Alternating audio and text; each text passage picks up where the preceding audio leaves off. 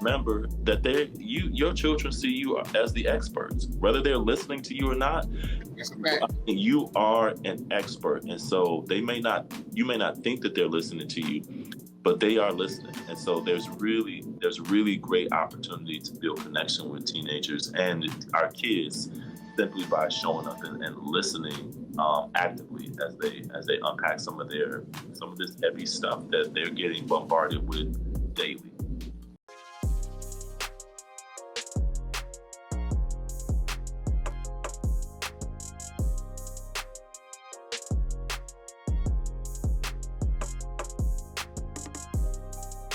We are live, gents. Let's share it to pages.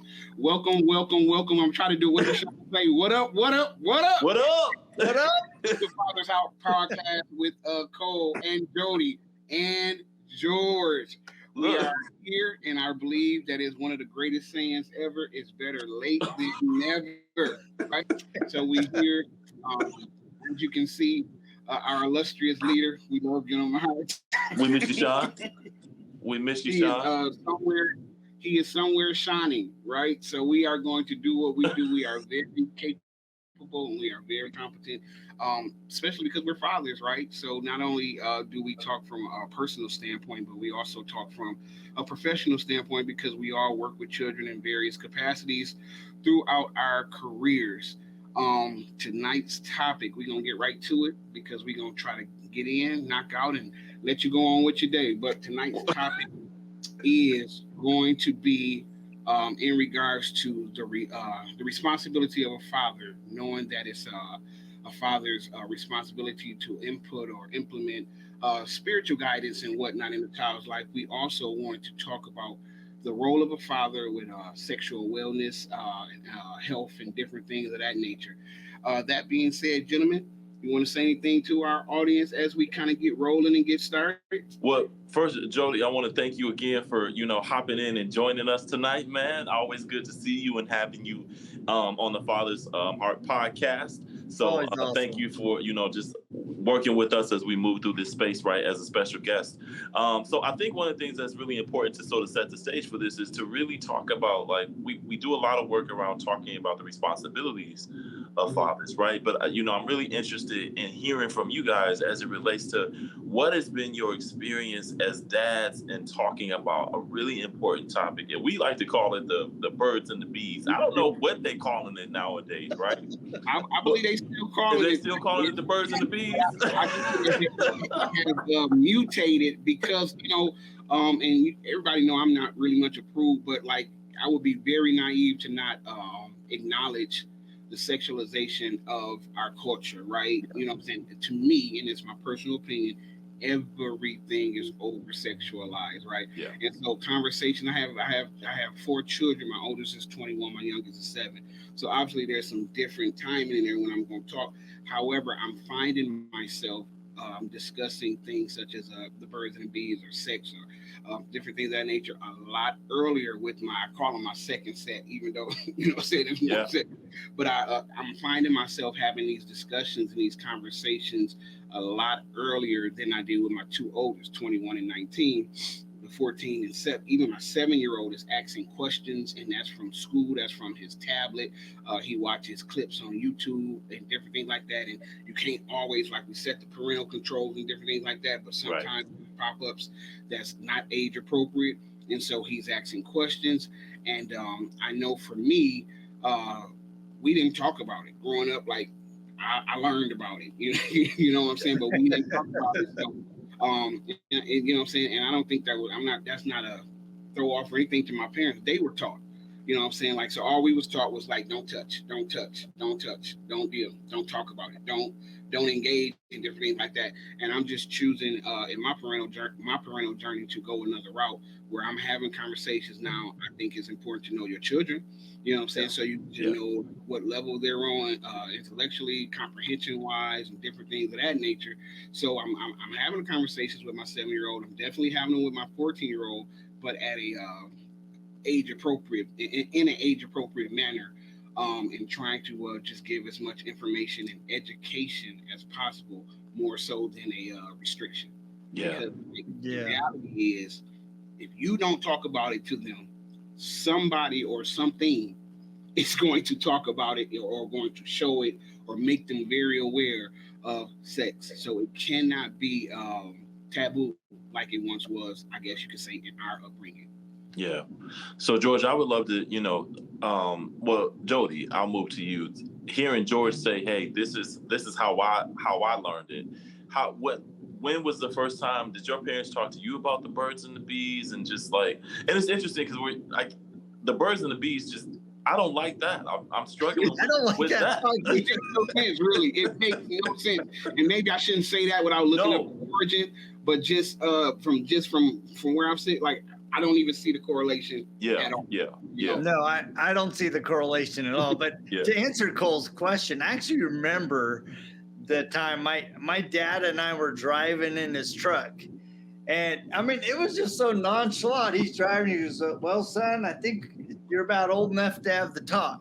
And I'm like, "The talk?" and he just, I mean, he got very like clinical about it, and but he just was like, "All right, I gotta have." It was like it was his duty, right? And so he was very, very clinical about it, and I would say at first it was a little uncomfortable, as a 12-year-old or so, but especially because it came out of the blue instead of me coming to him about it. And I often have wondered if he felt like maybe I didn't feel comfortable enough to come talk to him about it. So he's like, "You know what? I'm going to bridge the gap. Yeah. We're old enough and we're going to have," and I really appreciate that. Yeah. He recognized that I was getting to the age where I needed to have the talk, but maybe I wasn't as comfortable as I needed to be with my dad to go, "Hey, man, I'm starting to have these feelings, man. These girls are pretty hot. How should I move, right? And I just appreciate that my dad's like, "All right, let's have a chat." Yeah. Well, can I tell my story after you get done, Carl? Well, Jody, thank you for being transparent. And I think you said something really powerful too, right? It was very clinical. Like, so I'm learning too from this work that a lot of times as dads, you don't necessarily have the verbiage. Or you do have the verbiage, but the verbiage is completely inappropriate, or you don't even know what to say, right? And so shout out to Sean. I see Sean just popped in, giving us a shout out. Sean, we see you. So shout Sean out real quick. But one of the things I think is interesting too in my space, no one talked to me about sex, but they did talk to me about sex. So there wasn't anyone specifically talking to me about it like a dad. But I was centered around men a lot. And so I was centered around men in barbershops. I was centered around men after hours. I was centered after like 6 o'clock, 7 o'clock when men were coming home from work. The men in my life did construction work a lot. And so there was the after hours where you pop a beer, you're fishing. And I was 5, 6, and 7 sort of moving around in these spaces, right? And I learned about women in these spaces by some of the things that men in these spaces as they were talking about women. And so of course after hours when it's just men and the particular men at the time that I was growing up around, there were certain languages they used that was offensive. And now as an adult male, I'm like, oh, okay, that was objectifying women. That was all of those negative things, right? And I remember to myself, hearing these things and saying, oh, if you've got a bump on your face, that means it's time for you to start having oral sex. So like these crazy ideologies, as a little boy moving in spaces with men, you start to pick up like, oh, okay, this is what sex is. And then we look at the 21st century, you don't need to be around a group of men to pick it up. It's now as accessible as your phone or your tablet. Or your game system. So it really does require us as men in the space of fatherhood or being an uncle or grandparent to really learn the proper language, because they are picking up the information. It's really what happens when they get it and how they're able to like really unpack it and understand it. Half of the stuff I heard men talking about, I didn't even understand, but I knew that it was something that I should be aware of. Whereas now it's right in front of our kids' faces. And so I'm really interested in sort of understanding, like, how do you as men now talk about sex that goes past birds and the bees? when kids are super smart, so they can like birds and the bees. That doesn't make sense. I tell you what, I tell you what, you said, how do you? Yeah. I can tell you something that you don't do. Don't ignore them when they come in. And I don't care what age is. Let me tell you my birds and the bees story. So, if my memory serves me correct, I probably started probably around 12 and a half, 13, and it was some rough years. So around 15 and a half, I met this young lady, and we were church members together, and she was coming. You know what I'm saying? She was more experienced than I was, and when I say she was coming, she was coming. So I knew what was happening. Now I'm terrified. Now, of course, to her, I'm not, telling her I'm terrified. But I went to my father and I said, "Hey, Pop," I said, "I think it's about time for me to get some condoms." That was my way of asking him, telling him, like, you know what I'm saying? And he laughed it off. And he, boy, get out of my face, different things. I went to him 3 times. About 3 times. Exactly, but I went to him more than once, and kind of just, I don't think he was brushing me off. He just really didn't think I was serious. Yeah. And at the time, he probably didn't think I was serious because I was not ready. You know what I'm saying? But like I said, the young lady was not letting up, and I had friends, and that's never good because they're asking what's going on. You know what I'm saying? I'm already lying. As boys, I'm already lying like I'm way more active than I possibly am. Yeah. So anyway, the deed was done. And maybe 2 or 3 months after the deed was done, her mother got into her diary. Right, her mother got into her diary, and I never forget. I'm in my room, and I had like a futon or something like that, or I might have been like in a den or something. And she called. My mama know, and I'm panicking because like we all go to the same church, so I can't avoid. I can't, I can't escape. Like, and I'm like, "What you mean?" And I'm like, "We talked about this, like, I'm supposed to lie, like I'm going through the motion, I'm losing it." So I run downstairs, my dad is at the kitchen table, he's eating some food, and I said, "Pop," I'm saying, I tell him the situation, blah, blah, blah. And he looked at me, he said, "Oh, so you wasn't playing around." And I'm like, "No." I was like, "I told you that, blah, blah, blah, this and that." So like, that's a long story. Like, there was some stuff that went from that, but that was my first experience. You know what I'm saying?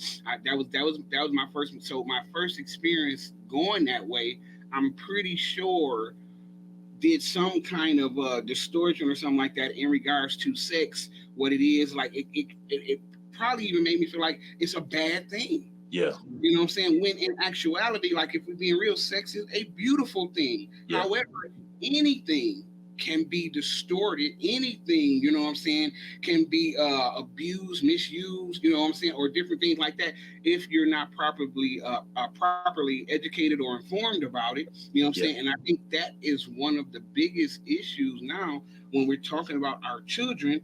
They're not getting properly or educated and properly informed, and so they make a mess of things. You know what I'm saying? And it's not helping the century that we in. It's not helping technology that they have access to, and just, media shows or whatever you want to do. And I promise you, I'm not approved. You know what I'm saying? But to act like it's just the way of life and that things are just the way that it's supposed to be, that, to me, that's absurd. We know. Well, and I think you hit on something that's really important, right? You came to your dad and you wanted to talk, and I think a lot of times historically, dads have kind of brushed us off. Parents have brushed us off. They've avoided the conversation because, like Cole was pointing out, they didn't really have the language to communicate, right? So when Judy and I were having our kids, if they came to us with a question, we were, all right, let's sit down, let's talk about it, right? We never avoided the issue. We made it a point that if they were asking the question, we're going to answer it. We're going to be as open as age appropriate as we needed to be, but we always made it something that we could talk about. Yeah. You got to think about it. If they're coming to you asking about it, they've already been exposed. Exactly. Yeah. Coming to you asking about it, they've already been made aware, and how you respond matters on how they're going to behave in regard to whatever that question is. You know what I'm saying? It's super important to not brush off. It's super important. Well, when I think too, you need to have healthy conversations, right? I mean, in our home, we tried to teach, look, it's best if you wait and hold that intimacy with somebody very special in your life, ideally marriage. And we all know that marriage is out the door for a lot of kids these days, right? Right. We tried to be very direct and say, look, there are reasons why you want to hold yourself back, because the body count, how many times, oh man, what's his body count, what's your The body body count. count? I'm like, dude, I'm like, No. you're bragging about the body count, right? And what I tried to especially talk to my girls about is like, the higher your body count, the less respect other people have for you, right? So I tried to bring in not only the discussion about having sex and being intimate and building a relationship, but also the mental destruction that can happen if you're moving from partner to partner and partner with no sense of responsibility and more importantly, no sense of connection. It's super important. Go ahead, Cole. I can see Cole. He's going. He's like, oh. So part of what I'm struggling with, right, is that and this was something I did too with my sons. It was just like, hey, don't get nobody pregnant. That was all I said. Don't get nobody pregnant. That's literally all I said.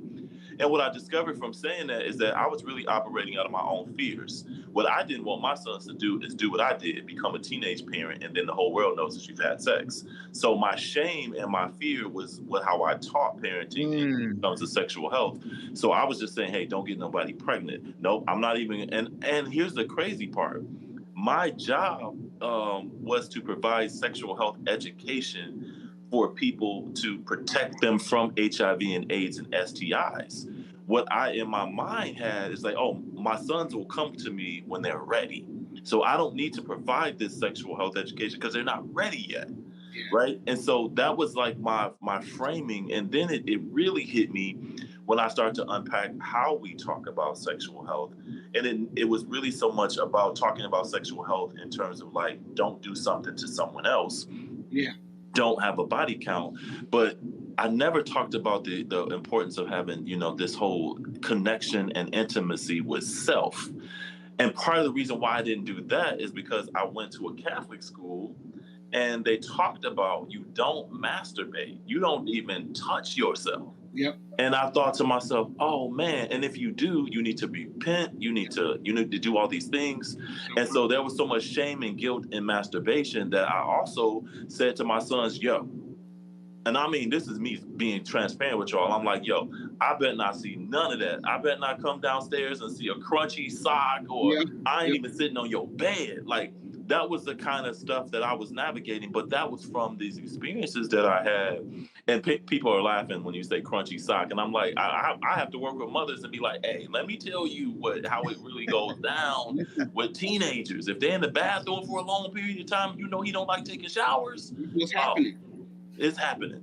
So, that it was like, how do you normalize these real conversations and address these real feelings about, exploring yourself without feeling like this will lead to addiction, this will lead to pornography. Like, so these are the kinds of things that in my space, I would say, oh, they can't do that.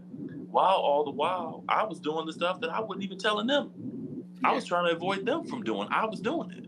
So I just think it's really interesting how, as parents, it's like we get taught these things, but how do we show up authentically and say, hey, this is the real? Because our kids are experiencing this stuff. You kind of talked about it though, like you answered your question. The one way you do it is by addressing your own stuff from your past. I know that's important. You kind of hit on it, and I had the same experience.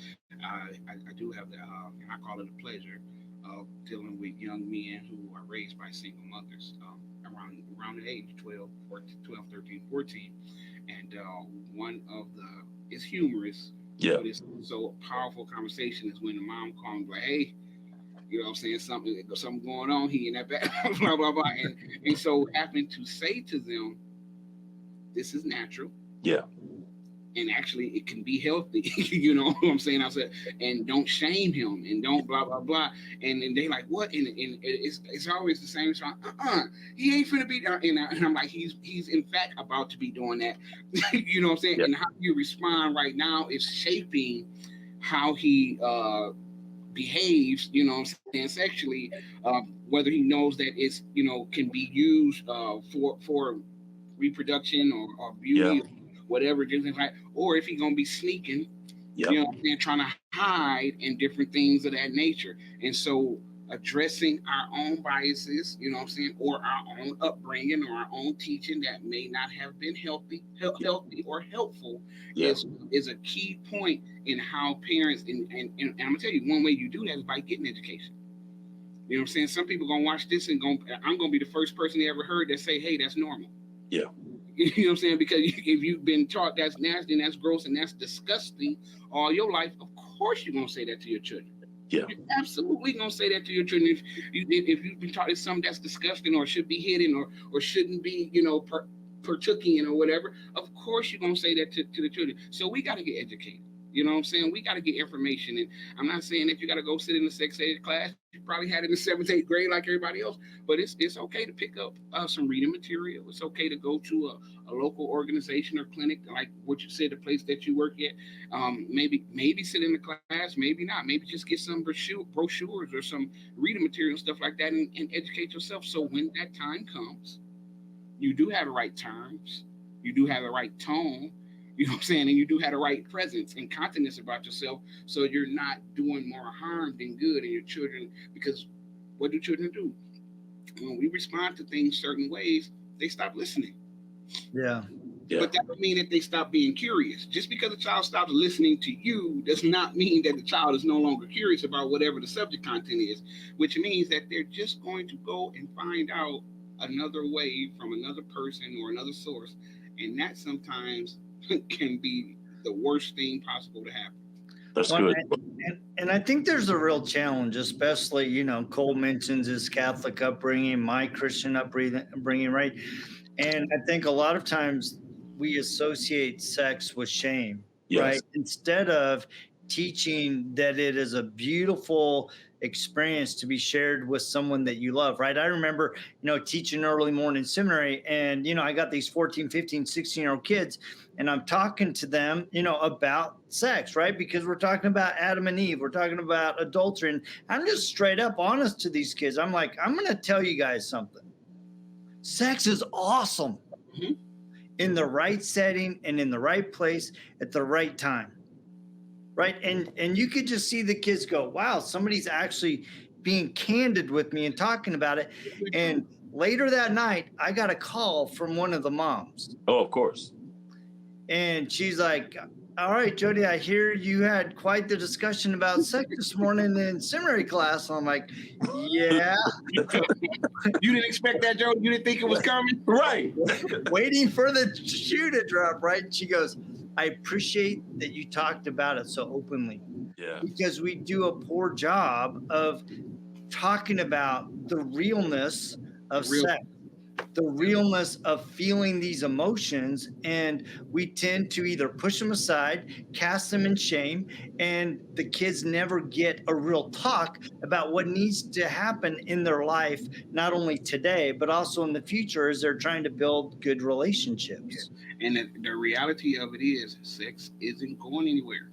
No. It's not going anywhere. Not then, not now, not ever.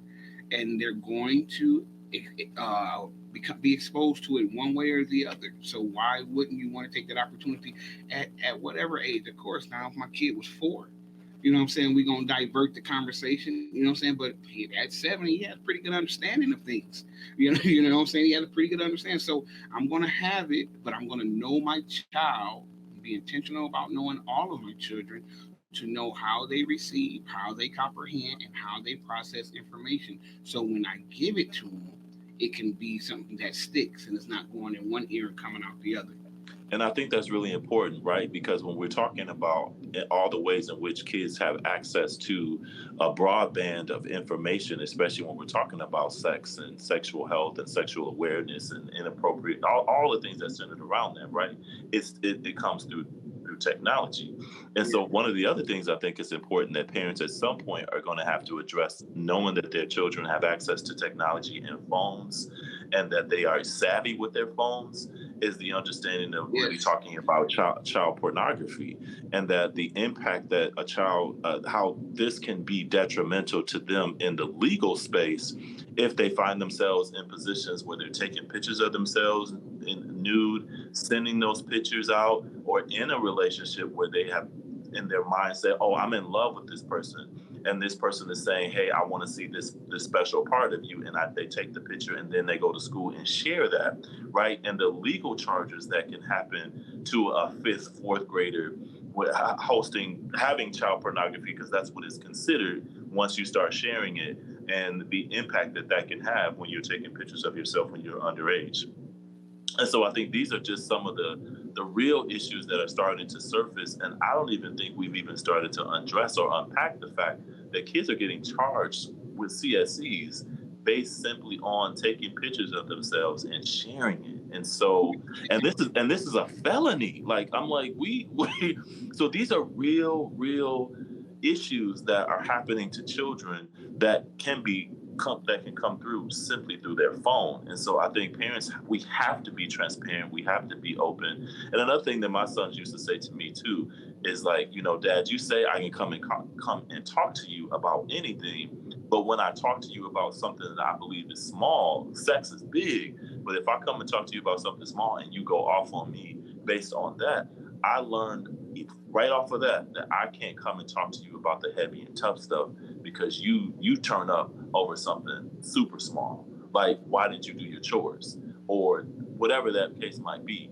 So I think we as parents also have to begin to kind of assess how we show up when we show up in those spaces, check our temperature too, because we need to be prepared for some of those hot topics. But George, what I think you said is also really important. We've got to get educated. We have to get educated, and you have to remember that your children see you as the experts, whether they're listening to you or not.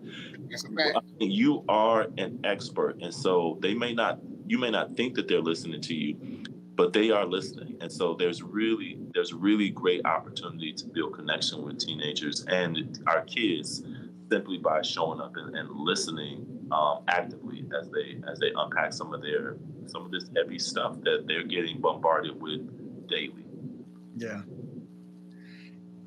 Yeah, I think it's so important, right? I mean, there's so much, like you point out, Cole. I mean, the game has gone to a new level.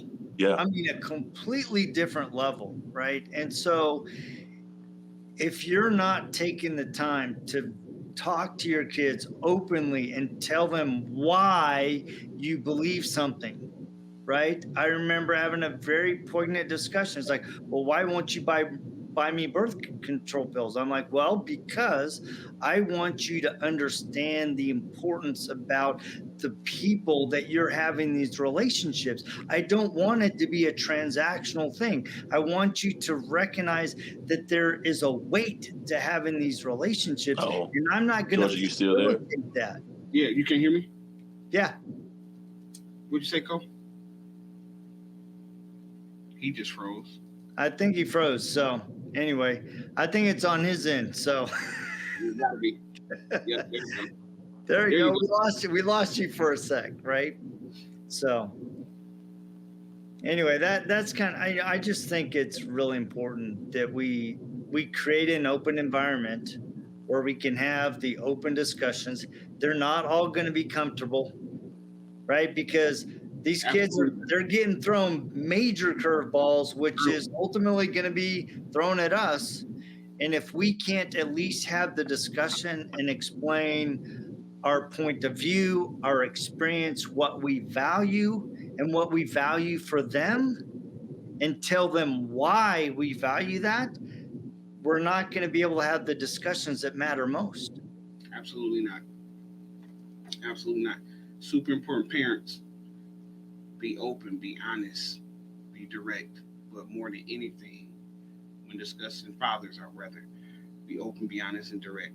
But more than anything, be informed before you know what I'm saying, just start sharing. Be informed. Yeah. That's it. We end on a legit or not legit, Jody, and I am going to offer one. I want to know if it's legit or not legit that Cole has computer problems every single week.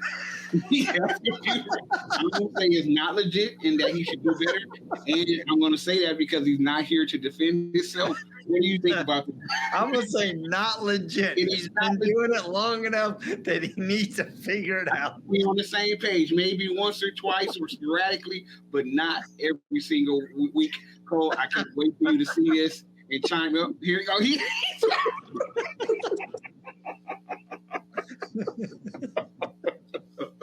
He's back.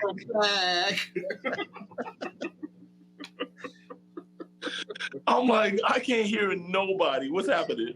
No, we just scolded you real good. You are legit or not legit. So we are glad you're back because you're here to defend yourself. Our legit or not legit was, is it legit or not legit for you to have technical difficulties? If we say it out or once or twice, we would have some grace and mercy for you, but we can't, it's too consistent. And so we have both voted not legit. You can close us out with your vote or explanation or justification or excuse or whatever it is that you want to do at this point. I think I gotta change my internet web people. I need to upgrade. You know, I've been using. I think it's that dial-up's not gonna work.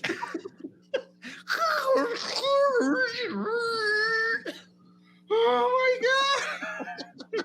You still got a landline? Answer this, and then we get out of here. You still got a landline? No, man. Okay, I was so close. I'm like, I made it to the end, and then yep.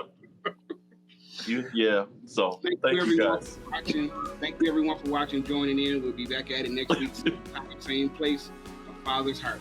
Yeah. Thank you so much. Have a good night. Thanks, Jody. George. Thank you guys. You have a great night. All right.